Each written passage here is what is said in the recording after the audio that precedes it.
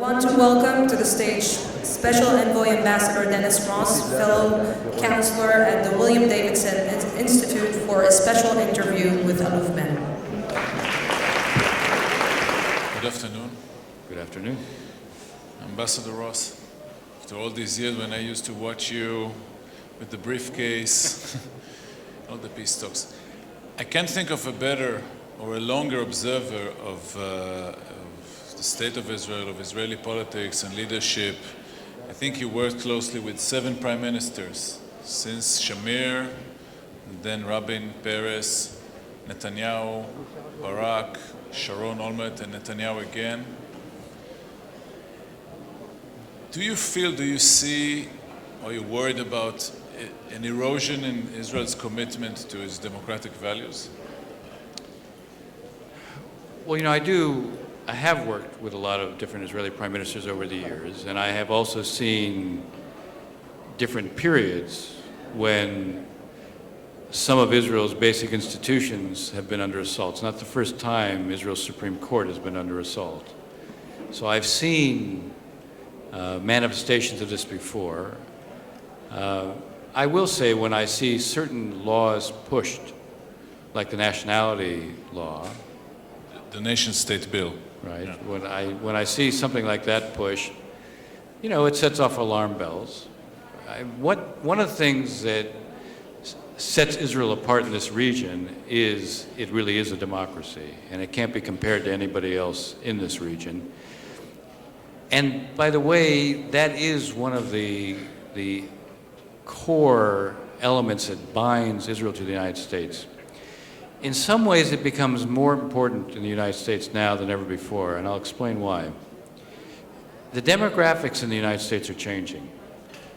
In 20 years, roughly 20 years, the United States is going to be a majority-minority country, meaning when you look at the Hispanic community, the Asian American community, and the African American community, those 3 communities combined will actually constitute a majority of the country. They don't have a historical connection to Israel.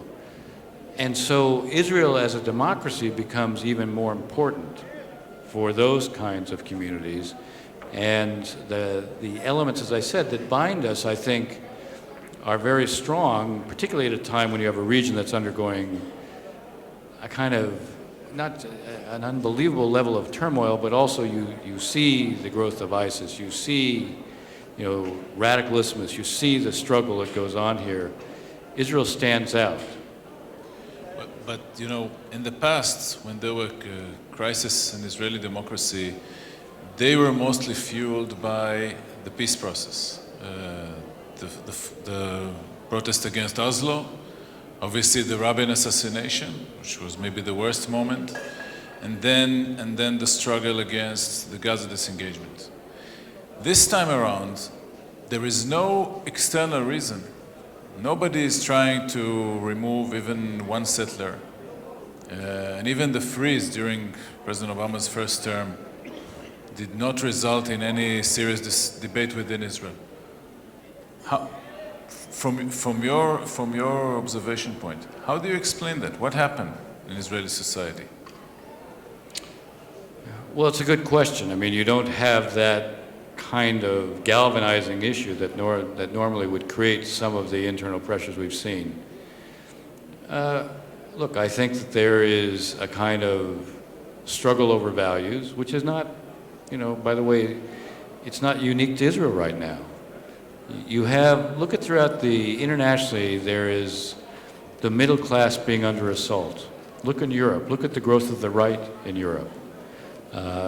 One might say now some of that's being driven by the concerns about immigration. Yeah, we explain it as kind of Islam versus Muslims versus veterans in these societies. That's an element, but so the economic reality, the fact, look at what's happened to the EU countries in terms of growth.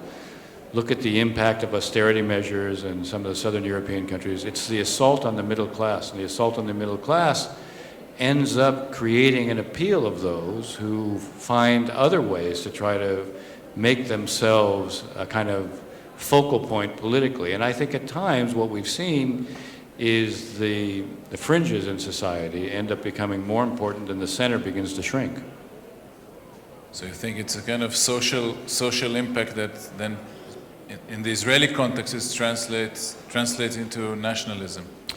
I think it could be an element of it. I think what's different is that Israel lives in a region that's undergoing an earthquake, and the earthquake presents the image of real threats. No one, ISIS is a real threat. What you see on your northern border now is a real threat. The struggle within Egypt, which is really in many ways also an existential struggle, these are real threats.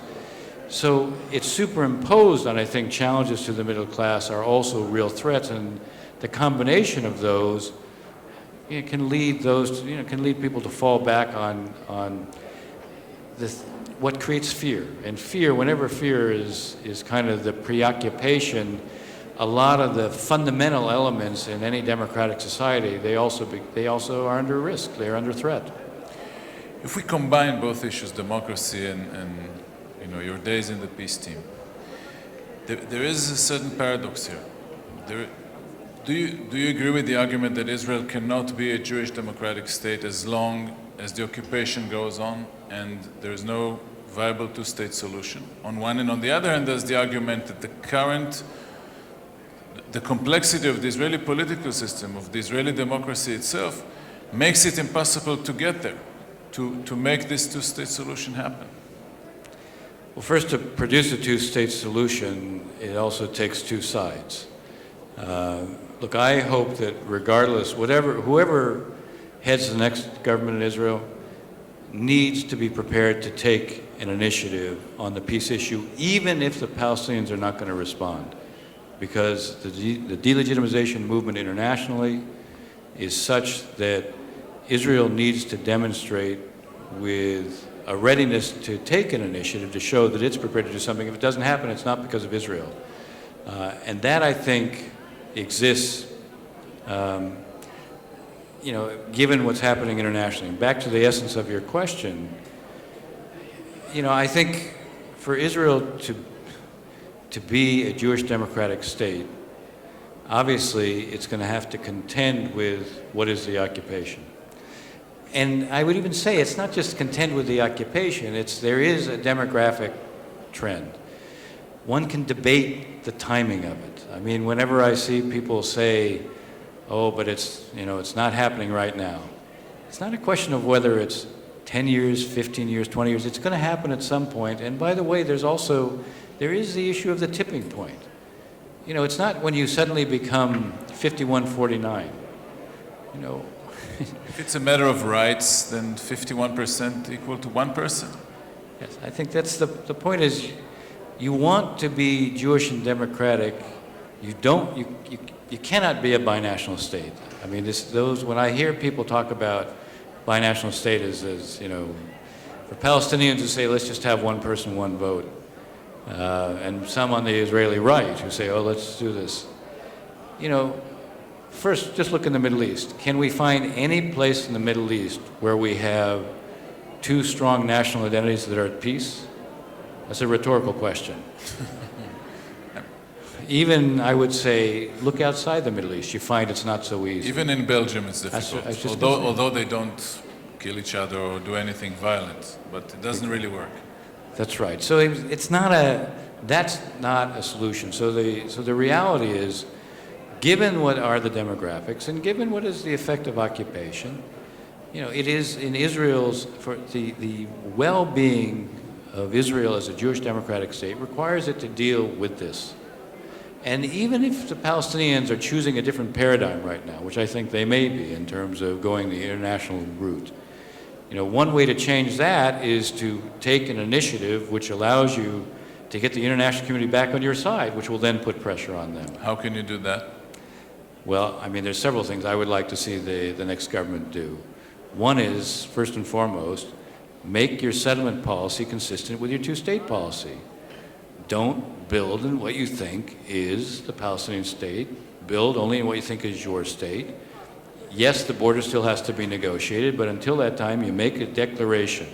And you say, we will not build in what we think is a Palestinian state. Now, our declaration, our settlement approach is consistent with two states. That's one. Two, embrace the idea of 67 and mutually agreed swaps, again, as a kind of baseline. Three, accept that the Arab Peace Initiative is an umbrella that can be used.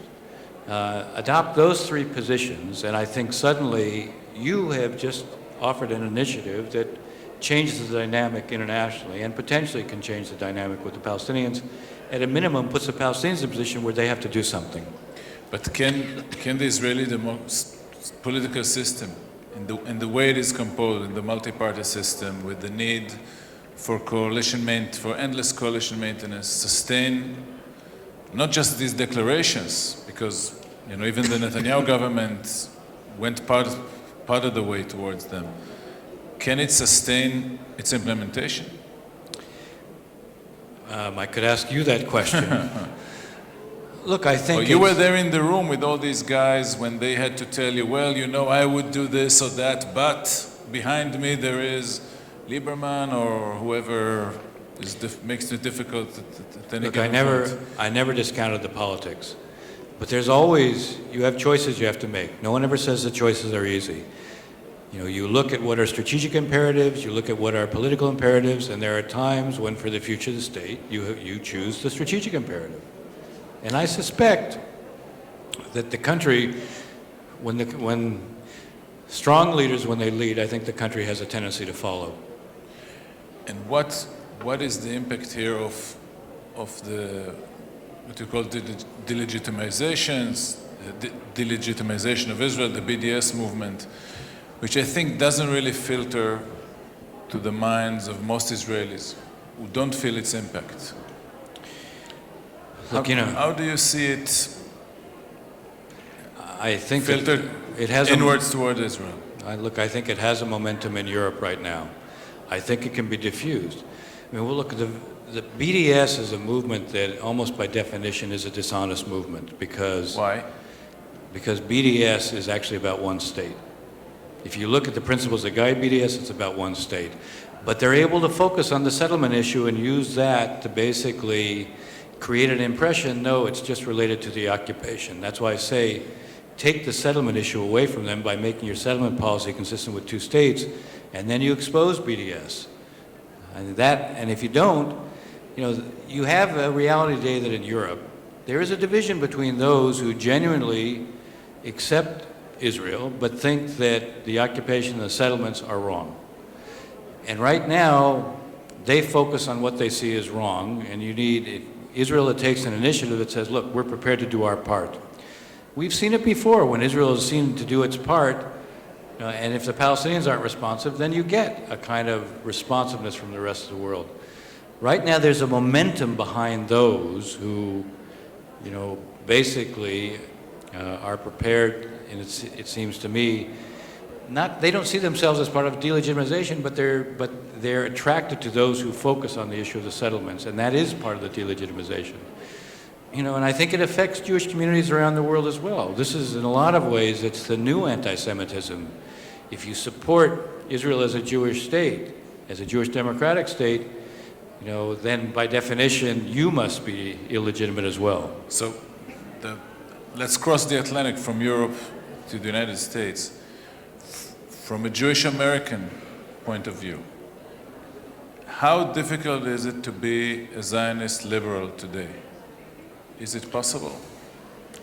Well, for me, it's not hard, but I'm not a young Jewish Zionist. I think, I'll tell you, I speak a lot on the campuses, and the campuses are our Europe. What you see going on in Europe, that's what you see on the American campuses. And one of the reasons I go to American campuses is because I end up bolstering the Jewish students there who feel beleaguered. Because I come in and I I come in, by the way, when I don't go in as an Israel advocate. I go in as someone who's been committed, as my wife says, should be committed, but who's been committed, to pursuing peace for a long time. And I talk about the efforts to do it and the reasons that it hasn't happened. And, those who want to say Israel is the reason for that ignore the history. So I go through and I describe what has happened, and I describe what can happen and what needs to happen now. And when you create a context there, it basically puts a lot of the Jewish students in a very different place than they were before I go. But when Israel goes on the path of the nation-state bill, does that make the lives or the opinions of all those liberals in America who support Israel way more difficult? Yes, absolutely. Again, I come back to where we started this issue. Israel is the embodiment of what I'll call democratic values in a region where, they don't exist, where the political culture favoring that is, at best in a very embryonic stage, and it requires, a huge imagination to believe that sometime in the future we're going to see this in the broader region. But Israel embodies that. When you see signs of illiberalism, it challenges that, and I would even take it a step further. Look, for people of my generation, the Shoah, all the wars created an indelible connection. For, Jews in the 18 to 29 year age bracket, they don't have those historical connections. And you can create connections for them, but the connections need to be on Israel and then as a Jewish people as a kind of contributor to civilization. And so when it looks like you see these kinds of laws emerge, or when there are laws that challenge some of the NGOs, then you begin to, then you erode the connection with the next generation of Jews in America. And when the Prime Minister, Netanyahu, argues that he is not only the Prime Minister of Israel, but the leader of the Jewish people all over the world, do people really accept that? Or they see it as a kind of Israeli bravado and... Well, this is... Do Jews in America really see Netanyahu as their leader? In what way? Or in Europe, in what way? I think it's fair to say that you can find segments of the Jewish community anywhere. When the Prime Minister was in Paris and he goes to synagogue there, the reaction to him was an electric reaction because it was it was reassuring. It was a symbol of Jewish strength. So yes, there are parts of different communities that would see and have a natural connection, but there are others for whom that would be much less natural. And when the Israeli leaders play American politics, as is the case now with the controversial Netanyahu planned speech to Congress, with the seat of the chairman of the Senate empty behind him, Vice President Biden, to what extent is that a problem? Not only in the relationship between the government and the administration, but is a sea change in the bipartisan support, and how difficult does it make the lives of Democrats who support Israel? Look, I think this is an episode that's not going to go down in the annals of U.S.-Israeli relations as a high moment. That's an understatement. Let's be clear. What has allowed Israel to flourish in the United States, what has allowed Israel to have the kind of broad-based support that it's had, including in places where there's very small Jewish communities, is precisely that Israel has never been a Republican issue or a Democratic issue, it's been an American issue. Anything that begins to make Israel a partisan issue works against Israel's position in the United States, against the well-being. I think the U.S.-Israeli relationship is not something that is going to be, is what one should be aspiring to. And again, I go back to where I started on the issue of, look at the shape of the United States 20 years from now. At a time of demographic change in the United States, the last thing you want to do is have Israel become a partisan issue. This is a time of potential change. Don't change in that regard. This will be something that we all rue the day. But the argument here can be that the polarization of American politics is not Israel's or even Netanyahu's fault.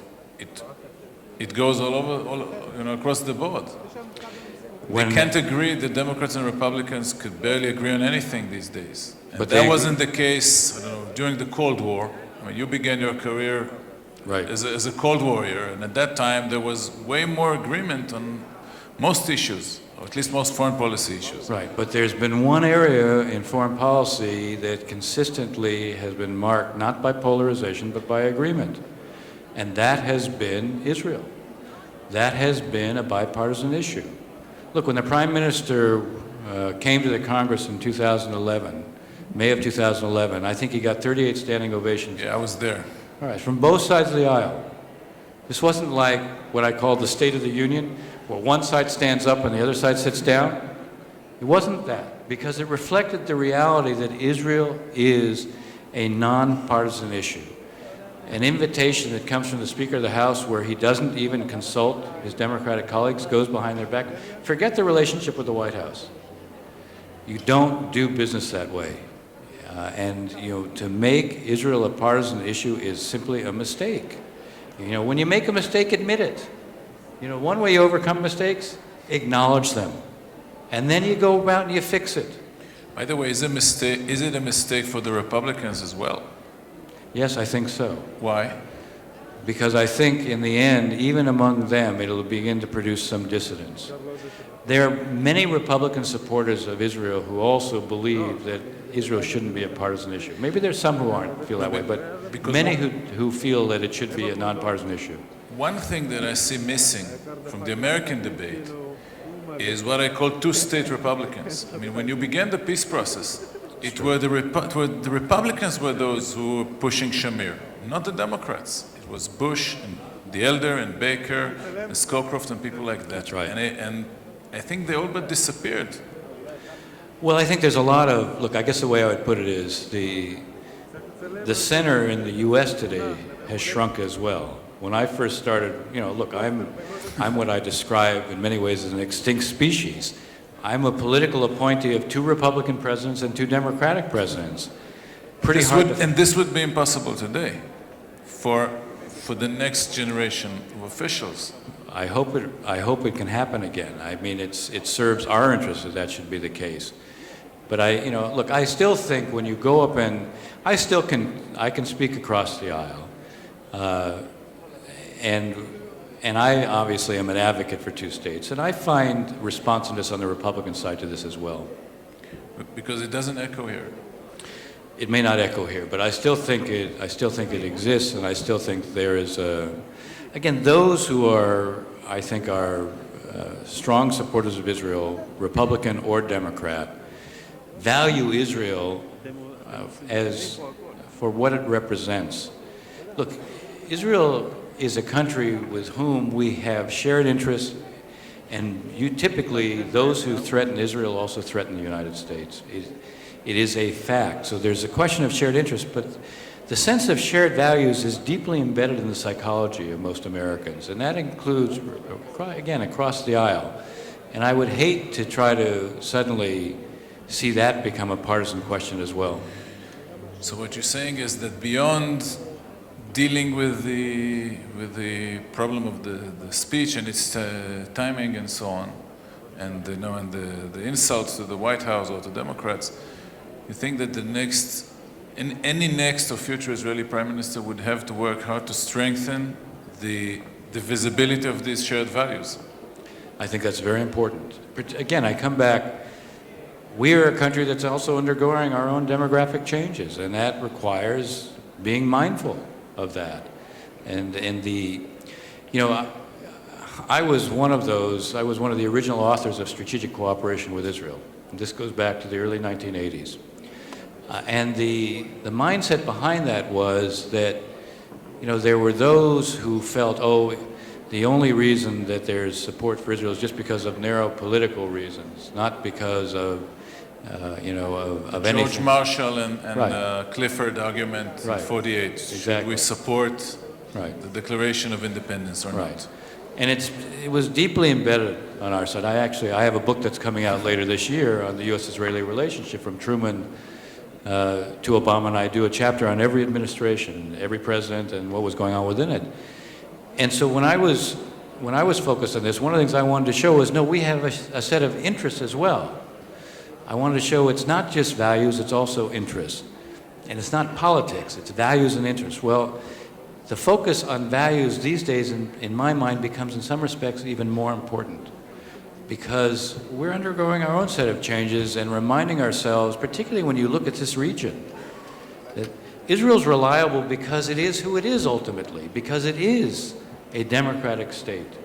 And preserving that, emphasizing that, broadcasting that, elevating that, this is something to be proud of, but it's also something in my mind becomes even more important to the future of the U.S.-Israeli relationship.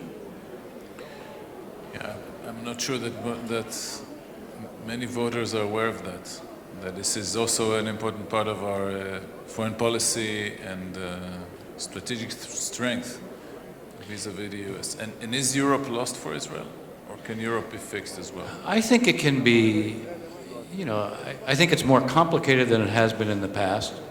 And I think there's a certain legacy now, habits of thinking develop over time. Still, I do think the settlement issue has become an emblem of Israel not really being prepared to accept a two-state outcome. And if you can make yourself